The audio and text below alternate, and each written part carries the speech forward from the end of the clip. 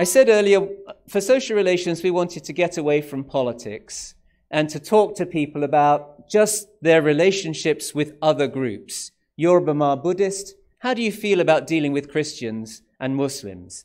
How do you feel about dealing with people from the official ethnic minorities, or from Chinese, or with Chinese people, or with British people, or with Bangladeshis? We ask these kinds of questions. This looks difficult in terms of there's all those percentages there, but it has a very, very striking message in this slide. This is percentages of dislikes for 2014 and 2017. That's what's in the brackets. And it shows you the social distance from Burma Buddhists. So we ask these questions of everybody, but if you ask the Burma Buddhists, how much would you dislike? On the first line there, and this is having a neighbor on your street from. So we also asked all the other questions about shopping with, working with, trading with. We asked all those questions, but this question is, how much would you dislike having a neighbor on your street from all those other things, an official ethnic minority, blah, blah, blah. So Burma Buddhists do not dislike having official ethnic minorities at all. Only 6 to 8% in 2014, even less in 2017. So the official minorities and the majority have come together during the period of ethnic cleansing. They own this state and they have really pulled together. So almost no dislike at all among Burma Buddhists of having a Kachin next door, a Shan down the street, a Mon living opposite. That's just fine with them. Christian, Hindu, Chinese, Indian, in a kind of middle range, not particularly welcome. In 2014, 2017, 43 to 59% disliked that. In 2017, 48 to 67%, so worsening. Again, the pulling together of the official majority and minorities against everybody else.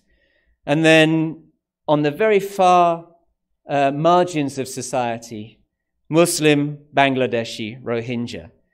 The first of those numbers, 72 and 82, is for Muslims. And the last of those numbers, 83% in 2014, 94% in 2017, is for the Rohingya. So in 2017, last year, when we asked people, how much would you dislike? When we asked Burma Buddhists, how much would you dislike having a Rohingya living on your street? 94% said we would dislike that. How much would you like or dislike? 94% said we would dislike that. So you've got these orbits of social distance. You've got the official ethnic minorities very close, even though there's still ongoing civil war or civil conflict in Kachin State and Northern Shan State. There are not serious ethnic fault lines among the official minorities and the majority. They can live with each other. And ultimately, I think the peace process can succeed on that basis. Christian, Hindu, Chinese, Indian, a bit more worrying, but that pales into insignificance when you look at the place of the Muslims, the Bangladeshis, and the Rohingya. There's a degree to which state policy is driving this intolerance. I mentioned before that this was a hermit state subject to brazen state propaganda for 50 years. There are constitutional inequalities. The official religion is no longer Buddhism. It was before, but it's not, in fact, now. But Buddhism has a special place. Some minorities are official. Others are not mentioned, i.e. the Rohingya. There are citizenship, identity card, and census issues. The Rohingya were not part of the census. They were not allowed, until the day before the census took place, there was the option of a write-in. You could write in your identity. But that was, in the end, withdrawn. And in 2014, a series of intermarriage and religious laws were passed, requiring, for instance, Buddhist women to get official state permission to marry outside their faith, and particularly with a Muslim. Also requiring Muslim women not to have babies on anything more than a 2-year cycle. These sorts of laws were passed. So when you look in the society and you only ask non-political questions, you find that this is a multi-ethnic society. It's somewhat multi-faith in that Hindu, Chinese are somewhat accepted. But it has xenophobic undercurrents, and it has an Islamophobic mainstream. So Islamophobia is mainstream in Myanmar. It's not on the margins. 94% would dislike having a Rohingya as a neighbor. 82% would dislike having a Muslim as a neighbor. It has an Islamophobic mainstream. And finally, we looked at how dealing with the past. There's only been one really serious measure of transitional justice implemented in transitional Myanmar, which again is unusual, and that is release of political prisoners. So there are still some political prisoners, maybe 150, but mass incarceration for political crimes is now a thing of the past. What we found is there's a lot of support for transitional justice. Everything is over 50%, and I've described the 4 different types of transitional justice there. But there's not much interest within the elite. Aung San Suu Kyi herself said last year that those who promote this agenda are creating roadblocks on our path to democracy. Now, this wasn't one of the chapters I mentioned at the beginning, but it is something that came to us as we were putting together our findings and really scrutinizing our data, which is there were some very puzzling things going on in Myanmar when we looked at the kinds of beliefs that people held firm to. We found that 20 to 30% believed in democracy, but also in military rule. That 20 to 40% liked their democratic constitution, even though it has Clause 59F that prevents Aung San Suu Kyi from becoming president. And maybe it's not surprising that 50% of men thought that men make better leaders, but 52% of women also thought that. And what we devised was a concept of limited liberalism. This is not believing inconsistent things in different areas, not believing in liberalism over there and in illiberalism somewhere over here. This was having liberal and illiberal views in the same area, in the same broad domain. So maybe believing in the principle of something, but not in the application. And I've got a slide, the next slide will give you a bit more detail on that.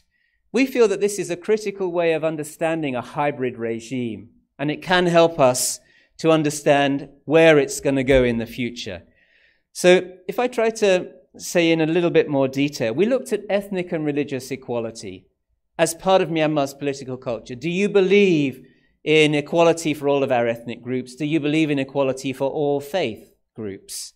Some people said yes, but not for the Muslims. That to us is a case of limited liberalism. We also looked at interfaith marriage. Do you believe that people should be able to marry across religious lines? Very few people said yes, consistently. Only 3% were liberal down the line on interfaith marriage. But some people said, yes, we believe in that as a principle, but we don't think that Buddhists should be allowed to marry Muslims. So again, that was... And what you can see here is that this is not yet a trend. 2 data points can't give you a trend, but from 2014 to 2017, strikingly, liberals are stagnant, exactly stagnant in both of those areas. Limited liberals and liberals are growing, or at least more willing to declare themselves. The percentage of limited liberals plus liberals is 17% up in both of those areas across the 3 years. So this is worrying. This is not a liberalizing society. This is either a more limited liberal or more illiberal society. Okay, final slide. So we started off with this question, what are the prospects for liberal democracy? And we wanted to draw on the comparative literature to point us to the sorts of things that could help us answer that question. Where should you look if you want to have some understanding of how this transition is doing? So we looked to the comparative literature for some pointers, and the various slides I've just presented are the areas we looked in. I want to stress that the change that took place in 2011 was absolutely fundamental. The shift from rule by junta to electoral politics was path-breaking for Myanmar. But for us, elections are necessary but not sufficient components of democracy.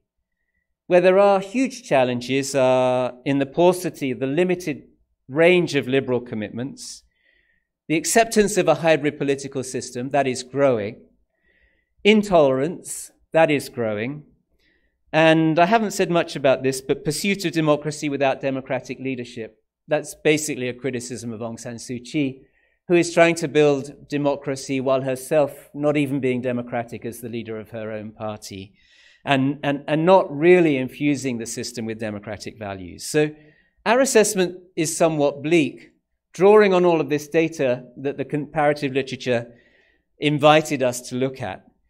The one final point is, of course, the fate of the transition always rests with the Myanmar people. I mean, just because there are these worrying signs in intolerance and in a lack of liberal commitments doesn't mean to say that the Myanmar people cannot, in fact, make a consolidated democracy. But the signals are not good as of the present. So thank you very much for your attention.